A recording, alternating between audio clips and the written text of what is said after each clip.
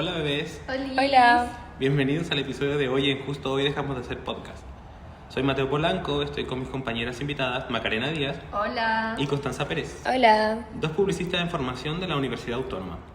Tengo entendido que estaban por salir de semestre y el profesor Vergara la hizo responder a una encuesta presencial. Bueno, antes que nada hay que aclarar que estuvimos complicados para grabar el mismo día todos los miembros del podcast y también tuvimos una complicación por parte de la salud de una de las integrantes, Macarena Díaz. Hola. Bueno, lo que pasa es que por motivos mayores tuve una cirugía en mi frente, ya que me salió un quiste sebáceo y me tuvieron que abrir la frente. Y actualmente estoy con un parchecito y no podría salir en la cámara por esto. Sí, consideramos que fue mejor grabar en audio, puesto que ella se siente insegura y nos preocupamos un poco más por ella. Bueno, antes que todo, ¿podríamos explicar un poco de dónde viene el nombre del podcast? Es algo que muchos preguntaron desde el inicio e igual la audiencia nueva puede tener dudas de cómo el nombre se relaciona con la conversación digital. En el sentido literal de dónde viene es difícil encontrarle un inicio exacto, pues en internet es súper difícil encontrar dónde empiezan los memes.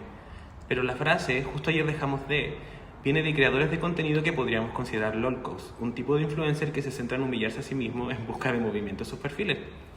No siempre son humillaciones voluntarias, muchas veces se trata de bullying masivo a personas racializadas, mujeres, personas con sobrepeso, miembros de la comunidad LGBT o personas con alguna movilidad reducida, que son lamentablemente el centro del humor negro actual en redes sociales. Pero este año surgieron muchos influencers de este tipo de contenido que lo hacen a propósito. En mi investigación solo llegué a encontrar comentarios de este año en febrero donde muchos usuarios comentaban en el perfil de una famosa influencer llamada TrasTrasMM, una mexicana popular por su contenido sin sentido alguno. Ya. Igual la frase se usa como en sentido de burla, principalmente como irónico, cuando alguien hace algo que no le sale tan bien exactamente. Tipo, si alguien cocina y se le quema, justo la gente le dice, justo ayer dejamos de cocinar, en un sentido humorístico, que termina funcionando para los influencers y generan demasiado enganche para la gente que los ve. Para nosotros usar la frase dentro de nuestro contenido nos permite llegar a un público crónico y nativo de internet, principalmente gente joven que reconoce este meme. La idea del podcast está muy cerca del tema que vamos a tocar hoy. En parte todos buscamos audiencia en redes y a veces terminamos fracasando. En verdad, estamos muy emocionados porque este capítulo salió de una clase y la última evaluación del semestre. Bueno, para empezar les tengo una pregunta, chiquillas.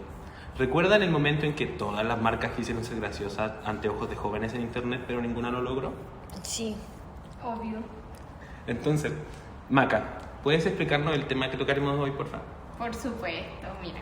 Bueno, hoy vamos a hablar sobre la publicidad humorística, no para decir que el humor comercial actualmente es malo, sino para entender el por qué en este momento parece que ya no va a funcionar. Generalmente vemos anuncios o videos que se pueden considerar publicitarios, pero que intentan ser chistosos, pero casi siempre terminan generando incomodidad, vergüenza ajena, desconexión con el público. Además de que como de consumidores lo notamos y como estudiantes y profesionales del área creativa nos preocupa más que nada. Así que bueno, este episodio es una especie de intervención amistosa a este tipo de publicidad para que siendo ejecutada sin contexto, sin investigación y sin una estrategia clara. Creo que todos creo que todos pensamos que el humor sigue siendo uno de los recursos más usados en la publicidad actual, sobre todo en redes sociales, ya que las marcas lo usan porque generan atención rápida, es fácil de compartir y conecta mejor con los públicos jóvenes. ¿Alguna me podría explicar en palabras simples qué es la publicidad humorística? Ya, mira, yo te explico. En palabras simples, en cualquier tipo de comunicación, la marca que usa como el humor como su herramienta principal para llamar la atención. Es como cuando un anuncio intenta hacernos reír, sorprendernos o sacar una sonrisa para que recordemos lo que nos están mostrando. No es algo muy nuevo ni moderno, las marcas llevan décadas usando los chistes y situaciones absurdas o personajes graciosos para quedarse en la memoria de la gente. La lógica detrás de esto es súper simple. Cuando algo nos hace reír, lo recordamos mejor. El humor genera una emoción positiva y esa emoción se asocia automáticamente a la marca. Es como cuando alguien nos cuenta un chiste muy bueno y la gente no recuerda solo el chiste, sino que como que nos acordamos también de quién lo contó. Con la publicidad pasa exactamente lo mismo, pero hay algo importante. El humor no es universal. No para todas las personas funciona igual. Lo que hace reír a un grupo puede pasar completamente desapercibido para otro. Porque cada generación tiene sus códigos, sus formas de hablar, sus referencias culturales y sus propias tendencias. Por ejemplo, algo que le causa a la generación Z puede parecer raro o incluso incómodo para los adultos mayores, y al revés, un chiste clásico puede parecer aburrido o anticuado para nosotros los jóvenes. También influye en el contexto cultural. Lo que es gracioso en un país no es necesariamente chistoso para los otros. Un gesto, una expresión o una situación cotidiana que aquí nos parece chistosa, en otro lugar podría no tener sentido o incluso ser ofensiva. El humor es profundamente cultural. Y además está el factor del tiempo, que el humor es uno de los recursos más volátiles. Lo que era chistoso hace 2 meses puede estar completamente quemado, por decir así, ahora en los memes. Los memes cambian muy rápido, las tendencias pasan más rápido y la audiencia se cansa con facilidad cuando se siente que las marcas están repitiendo fórmulas sin creatividad. Entonces, cuando hablamos de publicidad humorística, hablamos mucho más de lo que es un chiste. Hablamos de usar el humor de forma inteligente, consciente y estratégica. No es como reír por reír, es entender quién le está hablando, cómo se ríen esas personas, qué tipo de humor consumen y en qué contexto se encuentran. Al final, la publicidad humorística funciona cuando logra hacer que la gente sienta algo positivo. Recuerde el mensaje y sobre todo no sienta que la marca esté fingiendo o tratando demasiado de caer bien. Ese equilibrio es el que vuelve afectiva y también lo hace tan difícil de ejecutar. Eso nos lleva a una tesis clara y directa que tenemos en el capítulo. El humor en la publicidad no está funcionando. Ahora, quiero retomar el tema de lo variable que debe ser el humor dependiendo del público. Del público y el medio. ¿El humor funcionará igual en todas las plataformas? Muy buena acotación. La verdad es que no. Y ese es uno de los errores más comunes de las marcas. Cada plataforma tiene su propio lenguaje humorístico, por decirlo así. Por ejemplo, en la televisión funciona bien el humor narrativo, pues apunta a un público que no presta directamente atención a la pantalla. Pero en TikTok el humor tiene que ser casi instantáneo, ya que no se trata de repetir el mismo chiste de todos lados, sino de adaptar un formato de humor al lugar donde se va a contar, ¿saben? Bueno, también todo depende del público meta, más que nada, pues si estás invirtiendo en una aplicación digital donde más del 50% de los consumidores diarios es gente menor de 25 años, no vas a realizar campañas apuntando a un público mayor, claramente. Sí, pues las marcas usan el humor en primer lugar porque es una de las formas más rápidas de captar la atención, generar emociones positivas y quedar en la memoria del público. Pero esta publicidad puede ser un arma de doble filo, ya que si no se entiende o se interpreta mal puede ofender, confundir o desviar la atención del mensaje real. Algo muy importante que creo en general para todas las publicidades es el famoso insight. ¿Qué tan importante es en un comercial humorístico lograr llegar al recuerdo emocional del público? Mucho, bueno, el insight es muy importante, eso ya lo sabemos porque es prácticamente el motor del humor, es una llave para abrir esa lista del receptor y bueno, de nuestra información. Es esa verdad incómoda y cotidiana que todos reconocemos y con la que muchos logramos sentirnos identificados, y eso es lo que hace que conectemos nosotros con el insight más que nada. Bueno, cuando el público se ve reflejado se genera la risa automática, que se traduce en likes, comentarios, haciendo que la inteligencia artificial de la aplicación termine mostrando de mayor manera la marca o comercial en su plataforma.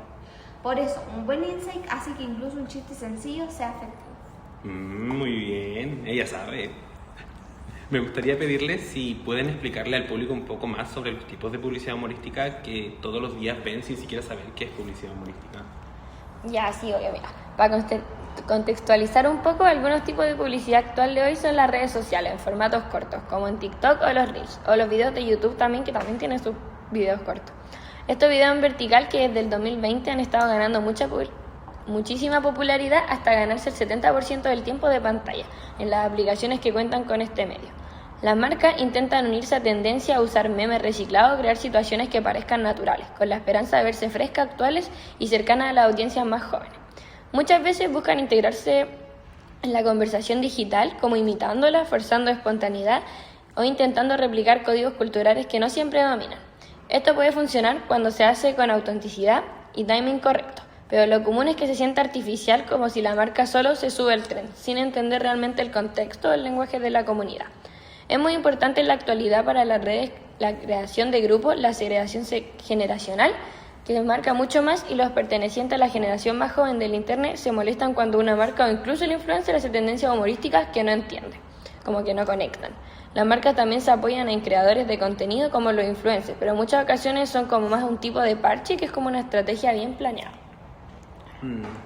Creemos que el humor está evolucionando ya que se vuelve mucho más rápido.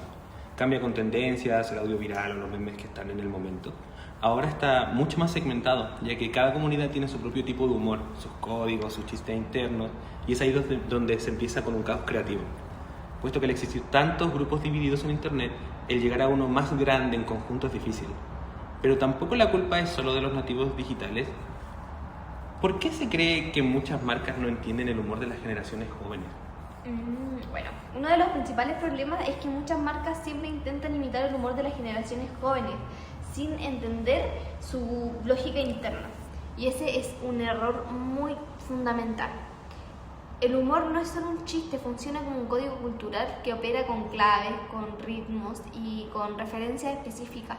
Bueno, por ejemplo, cuando una marca utiliza memes que estuvieron de moda hace meses o se suma a una tendencia estética cuando ya pasó a su peak, el efecto no es humorístico, es una desconexión evidente. Plataformas como TikTok avanzan a una velocidad frenética y si llegas tarde no vaya a provocar risa, provocáis vergüenza ajena. Lo mismo ocurre con el lenguaje. Cuando una marca intenta adoptar una jerga juvenil sin manejarla bien, el resultado no es cercanía, sino incomodidad, vergüenza ajena. Y bueno, el humor exige comprender el contexto, el timing y las dinámicas culturales de la audiencia que no lo consume. Si una marca no internaliza eso, inevitablemente va a fallar en su intento de sonar auténtica. La idea es no caer en el paso del cringe. Para los que no sepan qué es el cringe, les daré una explicación sencilla. El cringe es una palabra moderna para referirse a alguien o algo que da vergüenza o es incómodo de ver. Tipo ver a alguien muy tieso bailar. Sigamos. Connie, ¿tú qué tipo de humor crees que es el que envejece peor? Ya, yo diría que el humor que peor envejece es el que se apoya de estereotipos, burlas o representaciones simplificadas de grupos específicos. Este tipo de humor como que queda obsoleto con el tiempo, sino que también daña seriamente la reputación de una marca, porque las audiencias son mucho más conscientes, críticas y sensibles a cómo se representan las identidades y las diferencias. También envejece muy mal el humor que depende exclusivamente de las tendencias del momento. Los chistes que funcionan solo porque están subidos al tren del día pierden la gracia en cuestión de semanas o incluso días. Hoy pueden generar interacción, pero mañana lucen forzados, pasados de moda o directamente irrelevantes. Y por último, el humor que depende demasiado de un contexto cultural muy específico tiende a desgastarse rápido. Cuando cambian los códigos, las referencias o las conversaciones sociales, ese tipo de humor deja de conectar, incluso de tener sentido. En resumen, mientras más apoyado está en lo pasajero o en lo problemática, peor envejece. Yo siempre tuve la duda de por qué los memes o ser graciosos es una idea tan poderosa para las marcas. Es que los memes son poderosísimos para las marcas porque condensan en muy poco espacio algo que normalmente requeriría varias frases para explicarlo. Son literalmente la forma más rápida de comunicar un insight. En una sola imagen, un par de palabras o un formato reconocible, logras transmitir humor, contexto y emoción al mismo tiempo, que es lo más importante. Es como si ya vinieran precargados con un significado cultural que todos entendemos sin necesidad de explicarlo. Bueno, otra razón por la que funcionan tan bien es porque son extremadamente eficientes, capturan la atención en segundos, son livianos de consumir, no exigen esfuerzo cognitivo y además son muy fáciles de compartir. Bueno, se adaptan perfectos al ritmo actual de las redes donde todo es inmediato, donde nadie quiere pensar demasiado, donde la gente busca contenido que la haga sentir conectada con los demás. También son compatibles con casi cualquier temática, eso ya lo sabemos. Y también puedes usar memes para hablar de situaciones cotidianas, tendencias, emociones, problemas, productos o incluso temas serios donde desde un tono más amable y cercano puede ser muy útil también. Bueno, son un lenguaje universal, sabemos, dentro del internet, una especie de código cultural compartido que facilita que la marca se sienta más humana, más cercana y más del día a día. Pero ahí está justamente el desafío. Los memes viven poco, su vida útil es extremadamente corta. Lo que hoy es gracioso mañana está quemado. Las tendencias cambian en horas y la audiencia tiene un radar ultra sensible para detectar cuando una marca llega tarde a la fiesta. Si una marca reacciona lento, el meme pierde la gracia y se ve reciclado, forzado simplemente a estar fuera de contexto. Y ese es el peor escenario porque termina generando un rechazo, burla o desconexión con los clientes. Por eso las marcas que quieren usar memes, al moverse rápido y al mismo tiempo ser muy cuidadosas, por lo general no funcionan. No se trata solo de copiar un formato, sino de entender realmente el código detrás de un tema, la cultura que lo sostiene y el tono correcto para adaptarlo sin que se sienta artificial. ¿Los memes son poderosos? Sí, pero también son inestables. Son un arma creativa de alto impacto y si se usan con criterio, velocidad y mucha sensibilidad cultural, funcionan muy bien. Hablando de como contenido repetitivo en internet, ¿por qué varias marcas repiten el mismo tipo de humor? Sí, es interesante esa pregunta. Muchas marcas como que se copian entre sí. Si ven un comercial que funcionó bien, van y lo replican. Y luego otra marca lo copia y después otra y después otra. Básicamente se transforma en una fórmula gastada y reutilizada. El resultado es un humor súper predecible. Personajes gritones, situaciones absurdas sin sentido o remates forzados. Frases que buscan volverse virales pero no tienen nada memorable. Es como si la industria creativa estuviera atrapada en sus propios clichés, por así decirlo. Y el humor, cuando pierde frescura, deja de ser humor. Ejemplo, sobran marcas que repiten los mismos chistes visuales, las mismas estructuras de sketch, la misma exageración. Llega un punto en que uno no sabe si está viendo una campaña nueva o una parodia que da mucho cringe. En definitiva es súper verdad lo que estás diciendo. Pero ahora me surgió la pregunta de si existe algún público que sí disfrute este humor, que a muchos nos parece malo o desagradable. De hecho, sí. Igual hay gente a la que realmente le gusta la publicidad mala y no es tan raro como parece. Siempre existe un segmento que disfruta lo irónico, lo absurdo e incluso lo ridículamente torpe. Para ese público, lo que muchos consideran un error creativo se transforma en un tipo de humor involuntario que resulta entretenido justamente porque rompe las expectativas de calidad. Hay campañas que se vuelven virales no por su calidad, sino por lo contrario, porque son tan exageradas, tan fuera de tono o tan evidentemente mal ejecutadas que provocan risa. Ese fenómeno funciona casi como un placer culposo, puede ser. La gente las comparte para burlarse, para reírse entre amigos o simplemente porque les fascina lo bizarro, que pasa mucho.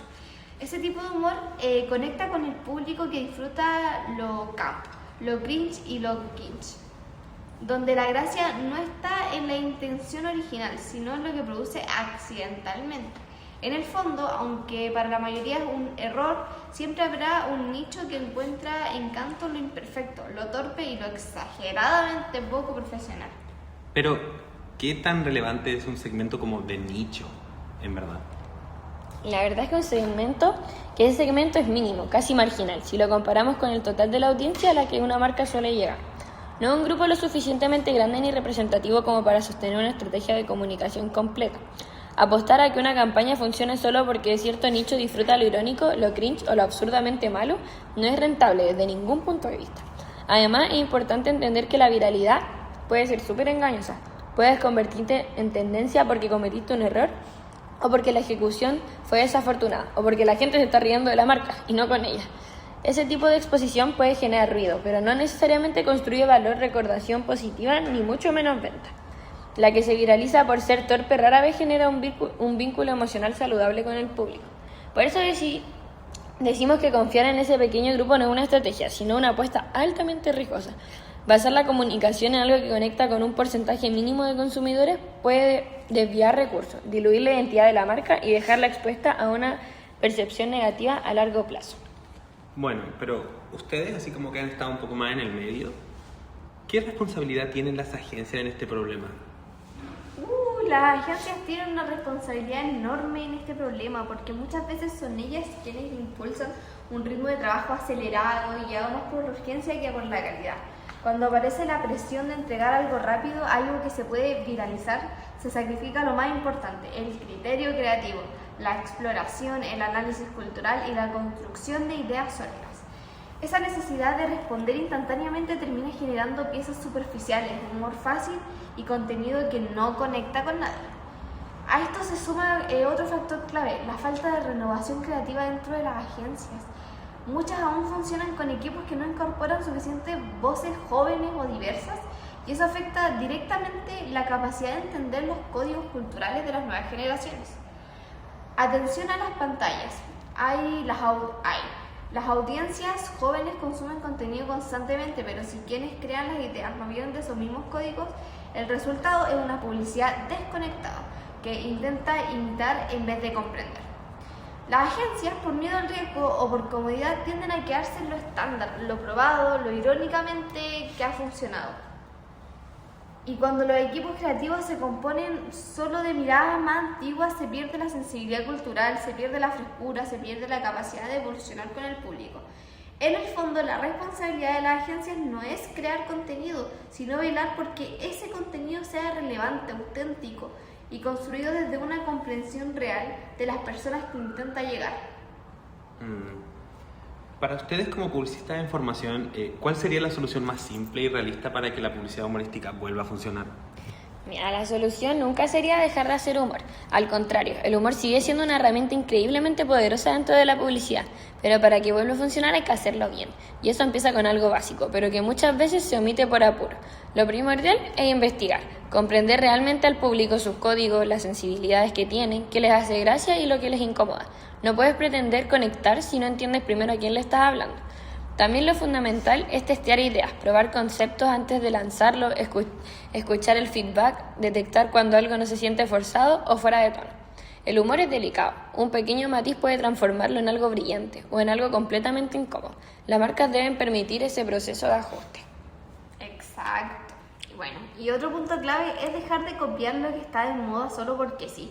Subirse a una tendencia sin tener un motivo claro o sin una alineación real con identidad de la marca termina generando piezas que se sienten vacías, reactivas o impersonales. El humor más efectivo es el que nace desde la autenticidad de la marca, ya sabemos bien, desde su personalidad, su tono y su forma orgánica de relacionarse con la audiencia. Cuando una marca intenta ser algo que no es, ser juvenil, más relevante, más memeable, el público lo nota inmediatamente. En cambio, cuando el humor se construye desde un entendimiento profundo y honesto de lo de la marca representa e incorpora creatividad bien pensada y bien dirigida.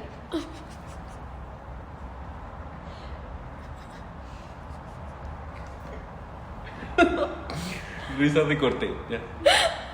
Puede generar sabemos que puede generar una conexión real, cariño y recordación positiva. No se trata de ser gracioso. Bueno. ¡Pi! No se trata de ser gracioso a toda costa, sino de ser coherente. Creo que eso queréis llegar. Sí, disculpa. Bueno, un punto más que le agregaría es recuperar la observación de lo cotidiano. El mejor humor publicitario es el que realmente conecta. Siempre ha nacido desde mirar la vida real con atención. Las pequeñas torpezas, los momentos incómodos, las contradicciones humanas, lo que pensamos pero nadie dice. Hoy muchas marcas buscan chistes rápidos o referencias virales externas y en ese proceso se alejan de su consumidor y de los insights que de verdad importan.